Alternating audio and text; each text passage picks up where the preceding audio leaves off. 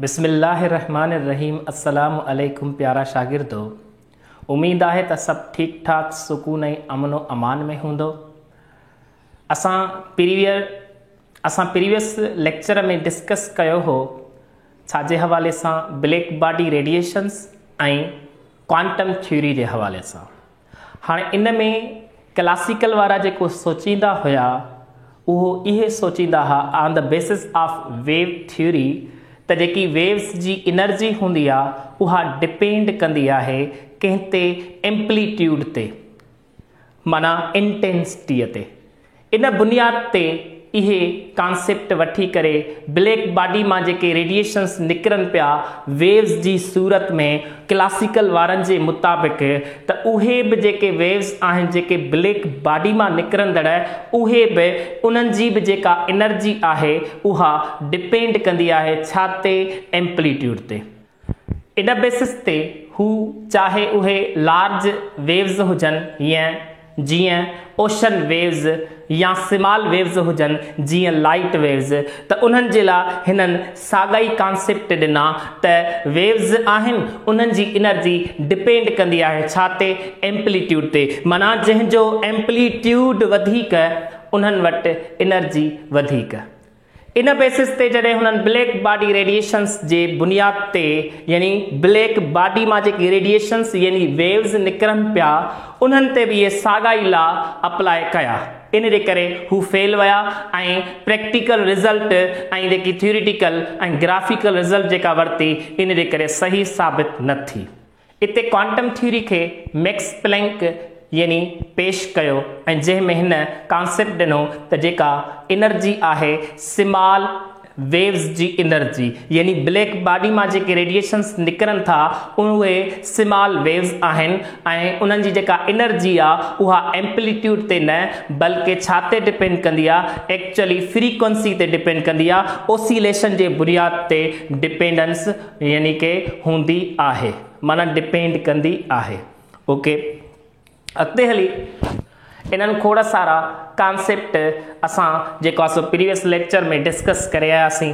हाणे असां अॻियां यानी आइंस्टाइन जो कॉन्सेप्ट ऐं उन खां अलावा अॻिते जेके ॿिया टॉपिक्स आहिनि उन्हनि ते डिस्कस था कयूं। सो अचो जी बाबा, हाणे ॾिसो अव्हांजे अॻियां यानी कि आइंस्टाइन जे हवाले सां पास्ट्यूलेट ऐं उन जेको यानी कि main points about packets of bundles of energy जे हवाले सां ॿुधायो उहो कॉन्सेप्ट ॾिसो।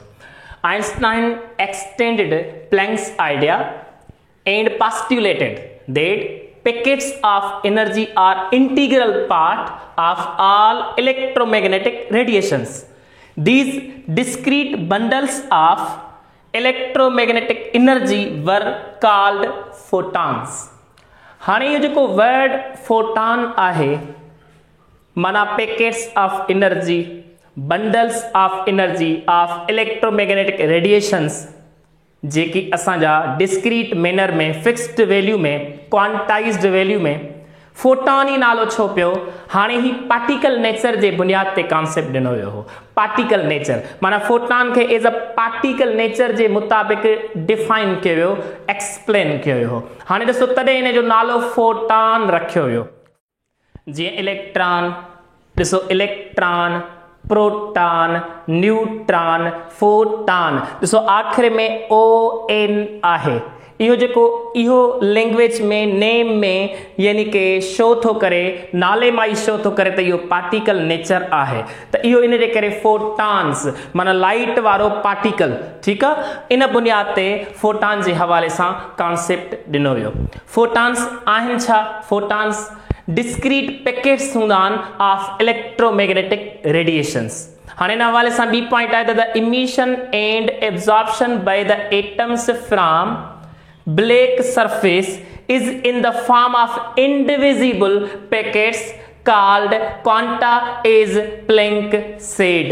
मैक्स प्लैंक जे बुनियाद ते उन्हनि खे छा ॾिनो वियो त जेकॾहिं का बि ब्लैक बॉडी आहे उन में जेकॾहिं के माना छा था थियनि एब्जॉर्ब था थियनि या इमिट थींदड़ जेके रेडिएशंस आहिनि क्वांटा जी सूरत में, पैकेट्स जी सूरत में, डिस्क्रीट मैनर जी सूरत में, जेके इंडिविजिबल आहिनि, ठीकु आहे, इंडिविजिबल। इन बुनियाद ते कॉन्सेप्ट आयो हो, यानी कि प्लैंक जी पॉइंट जे बुनियाद ते। अॻियां photons छा आहिनि? photons are thought to be packets containing energy and also have frequency and wavelength। Photon जे हवाले सां चयो सोचियो वियो त जेके फोटान्स आहिनि उन्हनि वटि मोमेंटम हूंदो आहे, एनर्जी बि हूंदी आहे, वेवलेंथ बि हूंदी आहे ऐं फ्रीक्वेंसी बि हूंदी आहे। क्लियर? हाणे अॻियां ॾिसो, फोटान्स आर इलेक्ट्रिकल न्यूट्रल, इलेक्ट्रिकली छा आहिनि? न्यूट्रल हूंदा आहिनि, ठीकु आहे। इन जे करे ई that's why they are not affected by electric and magnetic field जे बुनियाद ते। ये इलेक्ट्रिक या मैग्नेटिक फील्ड जे ज़रिए इफेक्टेड न थींदा, नई उन जे करे अट्रैक्ट थींदा आहिनि या नई रिपेल थींदा आहिनि, नई सर्कुलर मोशन यानी के कंदा आहिनि। क्लियर? हाणे अॻियां ॾिसो, it is stable particle, stable particle आहे। कीअं? It means it does not decay spontaneously into other particles। इन जो मतलब इहो आहे त जेको असांजो फोटान आहे उहो यानी के स्पॉन्टेनियसली पंहिंजो पाण खे स्टेबल करण जे लाइ रेडिएशंस खे ख़ारिज कोन कंदो आहे, बिकॉज इहो ऑलरेडी छा आहे? स्टेबल पार्टिकल आहे। It's life time is infinite. इन जो लाइफ टाइम छा हूंदो आहे? माना जल्दी इहो डीके बि नथो थिए त माना इन जो लाइफ टाइम छा हूंदो? इनफाइनाइट हूंदो।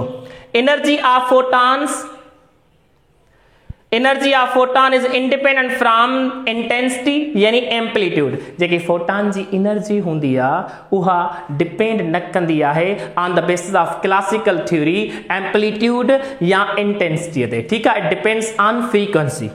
Most of our information regarding the universe is carried by photons। जेकी असांजी वर्ल्ड में मोस्ट जेकी असांजी इंफॉर्मेशन हूंदी आहे, मालूमात हूंदी आहे, ॼाण हूंदी आहे, उहा कंहिंजे ज़रिए असांजी यानी कि रिसीव बि थींदी आहे ऐं सेंड बि थींदी आहे, उहा फोटान्स जे ज़रिए, बिकॉज फोटान्स आर इलेक्ट्रोमैग्नेटिक वेव्स जे मुताबिक़ रेडिएशंस आहिनि, पार्टिकल आहे, ठीकु आहे। हाणे ॾिसो बाबा, हिन फोटान जे हवाले सां मास जो concept. According to Einstein's famous equation E is equal to mc square, on the basis of Max Planck formula or equation E is equal to h nu, frequency, nu is frequency। हाणे इन्हनि ॿिन्ही खे energy खे compare कयूं त value असांजो छा ईंदो? mc square is equal to h nu। हाणे हितां असां mass of the photon count करण जी कोशिश था कयूं त ॾिसो, m is equal to h nu upon c square. हाणे ही जेको डिनोमिनेटर में c स्क्वायर आहे इहो तमामु वैल्यू लार्ज आहे, घणे खां घणो आहे। हाणे जेकॾहिं डिनोमिनेटर में वैल्यू वॾे खां वॾो अचे त हेॾे वैल्यू केतिरो बि हूंदो त वैल्यू छा थी वेंदो? ज़ीरो। छा थी वेंदो? ज़ीरो। इन जे करे m इज इक्वल टू वाट थी वेंदो? ज़ीरो। हाणे इन बुनियाद ते कॉन्सेप्ट छा आयो त rest mass of photon is what? Zero. Rest mass, ठीकु आहे। Rest mass of photon is what? Zero, यानी कि असांजो मेजरमेंट जे बुनियाद ते काउंट थींदो आहे। हाणे अॻियां असां यानी कि ॿियो कॉन्सेप्ट वठूं। अच्छा, हिते हिकिड़ो क्वेश्चन पुछां तव्हां खां, जेकॾहिं तव्हां यकीनन ॿुधाए वेंदो त जेकॾहिं रेस्ट मास वारो वैल्यू ज़ीरो न हुजे, रेस्ट मास वारो वैल्यू जेकॾहिं ज़ीरो न हुजे त पोइ ॿुधायो यानी कि असांजो कॉन्सेप्ट छा हूंदो? On the basis of relativistic mass m is equal to m not upon 1 minus v square upon c square. According to relativistic mass m not upon में 1 minus v square upon c square whole root जेको आहे on the basis of यानी कि special theory of relativity जे बुनियाद ते rest mass जेकॾहिं असांजो m not is not equal to zero, then what will be the value? त पोइ असां जंहिं महिल काउंट कंदासीं ऐं where v is equal to c, ज़हन में रखिजो v is equal to what? c count कयूं। ओके, हाणे ॾिसो हिन जे हवाले सां वैल्यू छा थींदो जेकॾहिं m not is not equal to zero, where m not any value of mass, ठीकु आहे। 1 माइनस 1 छोड़ो v square upon c square where v is equal to c square में छा थी वेंदी कैंसिल बाक़ी बचंदो 1 त 1 minus 1 is equal to what 0 त m नॉट अपॉन में छा थी वेंदो 0 जॾहिं बि कंहिं शइ खे 0 सां डिवाइड कंदासीं त उहा बराबर छा जे थी वेंदी इनफाइनाइट जे त पोइ हिते ॾिसो जॾहिं रेस्ट मास जेकॾहिं 0 न हुजे त पोइ मास छा थी वेंदो जेको relativistic mass on the basis of photon is equal to what infinite यो कॉन्सेप्ट है थोड़ो ठीक। हाणे relation between momentum and energy of photon हाणे इन हवाले से तव्हांखे ख़बर है त on the basis of Max Planck equation E is equal to h nu होंदो आहे। हाणे हिते कॉन्सेप्ट इहो आहे त जेकॾहिं मां यानी कि वठां c स्पीड ऑफ लाइट आहे स्पीड आहे ऐं असां जेकॾहिं वेवलेंथ इंटू फ्रीक्वेंसी जे हिसाब सां काउंट कयूं तव्हांखे यादि हूंदो बेसिक फार्मूले जे हिसाब सां यानी कि डिस्टेंस अपॉन टाइम वठंदा आहियूं टाइम खे टाइम पीरियड वठंदा आहियूं टाइम पीरियड जी जॻह ते यानी 1 अपॉन t जी जॻह ते फ्रीक्वेंसी रखंदा आहियूं वेवलेंथ यानी डिस्टेंस साॻियो हूंदो आहे त स्पीड बराबर थी वेंदी आहे wavelength into frequency new is frequency this new is called frequency okay हाणे जेकॾहिं मां हितां न्यू जो वैल्यू कढां न्यू जो then new is equal to what c upon wavelength हाणे हिते मां ही न्यू जो वैल्यू हिते जी पुट कयां त ही थी वेंदो h what new is equal to c upon hc upon wavelength this is called energy of photon हाणे अॻियां जेकॾहिं मां एनर्जी ऐं मोमेंटम जे हवाले सां रिलेशन वठूं त on the basis of E is equal to what mc square हाणे असां मां जेकॾहिं मां हिन खे हीअं लिखां mcc is equal to energy where m is mass c is speed या velocity into mass is called what momentum p into c this is called what energy हाणे मोमेंटम जो वैल्यू हितां कढूं त momentum is equal to energy upon c where momentum is equal to energy जो value on the basis of Max Planck photon जे हवाले सां त पोइ h nu upon c wear p means momentum of photon is equal to what h nu upon c जीअं तव्हांखे ख़बर आहे त c is equal to lambda into में न्यू हूंदो आहे हाणे जेकॾहिं मां वेवलेंथ जे हवाले सां वैल्यू पुट कयां त wavelength is equal to c upon में न्यू हाणे जेकॾहिं इनवर्स वठूं त 1 upon wavelength is equal to what यानी कि न्यू अपॉन c हाणे हिते ॾिसो हिते न्यू अपॉन c आहे मां लिखी सघां थो 1 अपॉन वेवलेंथ जे मुताबिक़ त हिते मोमेंटम जो वैल्यू थी वेंदो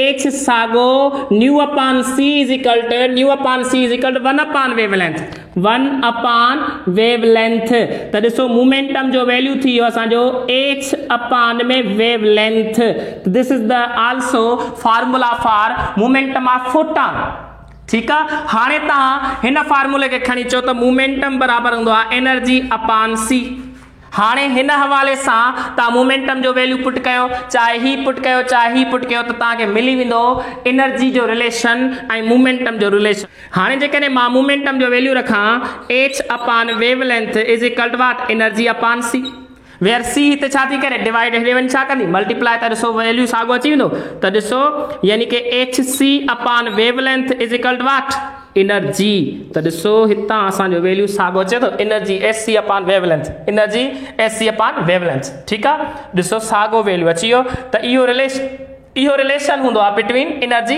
एंड मोमेंटम ठीकु आहे बाबा सो हाणे नोट करे वठो अॻियां असां यानी कि फोटो इलेक्ट्रिक इफेक्ट के हवाले से डिस्कस कंदासीं आइंस्टाइन जो जेको वडे वडो यानी कि रेवोल्यूशन आयो मॉडर्न फिजिक्स के बुनियाद ते उतां प्रूफ थियो प्रैक्टिकली त फोटॉन्स जेके हुंदा आहिनि उहे पार्टिकल नेचर रखंदा आहिनि ठीकु आहे बाबा शाबाश।